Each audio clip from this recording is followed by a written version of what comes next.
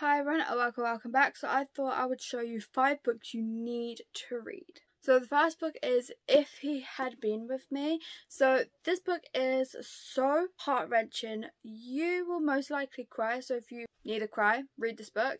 It is so good. The second book is coming out at some point, I'm not sure when. So this is YA, so it's about Autumn and Finn, and they have kind of grown up together and then they fall out, they don't talk anymore, and Autumn starts to make her own friends, like new friends, and Finn goes on with his life, and then eventually they start to talk again, and then they have feelings, blah blah.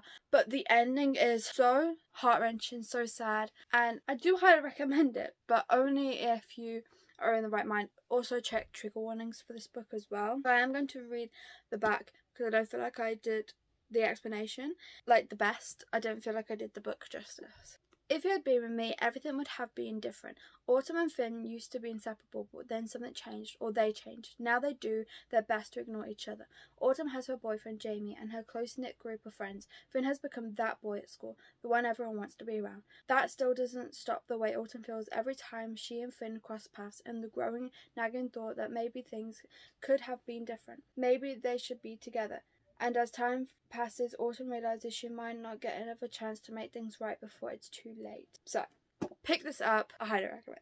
Then we have Love in Other Words by Christina Lauren. I did a whole review on this a couple of years back, I think, or 1 or 2 years back, because I read it and I just had to talk about it. It is so good. So this is a friends to lovers. So it's about Macy, and she lost her mother, and her father's trying to make her happy and give her an escape, so he buys a beach house. And at this beach house, when they walk in, Macy goes into her bedroom and finds a boy just sat there reading a book. And so then Macy's like, who are you? And this boy is Elliot, and they start friends, spending a lot of time together, reading books together in the closet, and they just grow really close, and then eventually feelings start. And I'm just going to leave it there because I don't want to ruin too much about it, but I will read the back as well. Spend a decade apart, now they will find their way back to one another. Maisie is settling into an ambitious, if emotional, tempered routine. Work hard as a resident, plan her wedding to an older, secure man,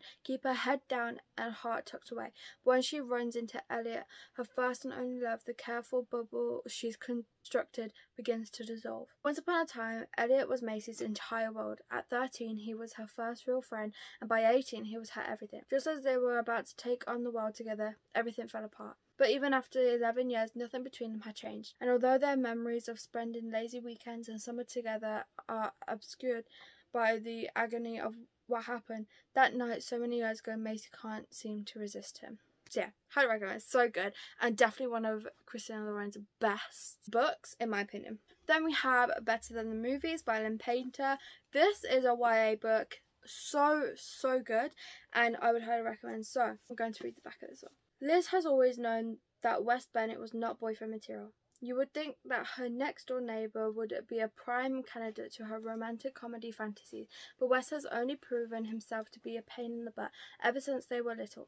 Wes was the kid who put a frog in her Barbie dream house, the monster who hid in a lawn gnome's severed head in her little hometown neighbourhood book exchange. Flash forward 10 years from the green gnome desperation.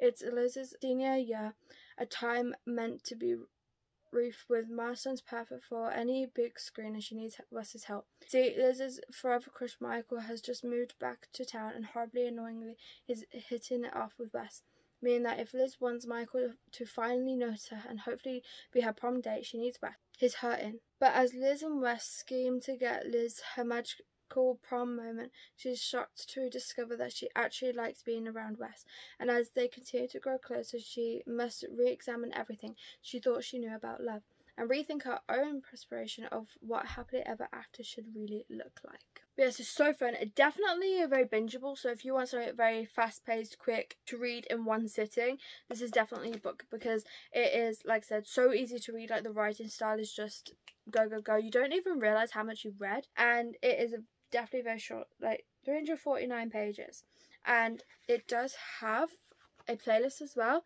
and it is so nice just to listen to a playlist while these songs while listening to it. It's just such a vibe, so I'd recommend.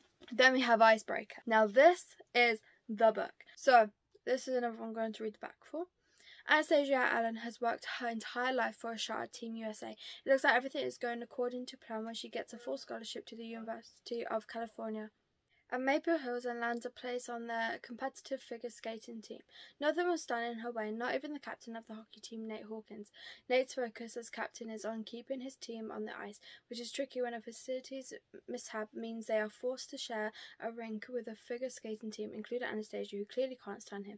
When Anastasia's skating partner faces an uncertain future, she may have to look to Nate to take her shot.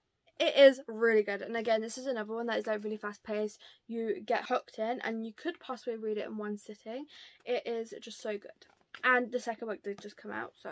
And then finally we have The Housemaid by Frida McFadden. So a bit of a different one. This is a mystery thriller. So this is about a housemaid, and she goes into this house and you know, to do her job, and then things are very strange. Like, she is noticing things that aren't normal. So this is another one I will read the back on as well.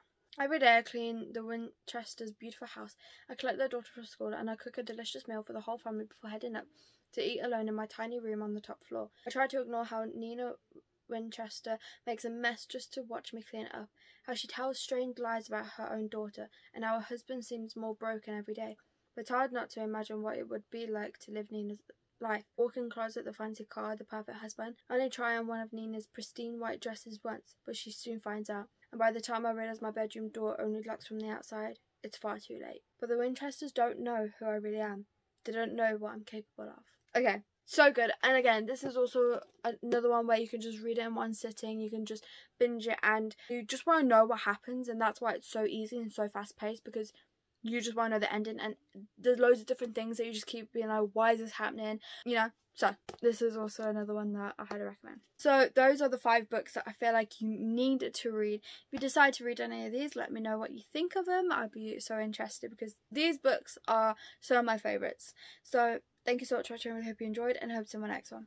Bye!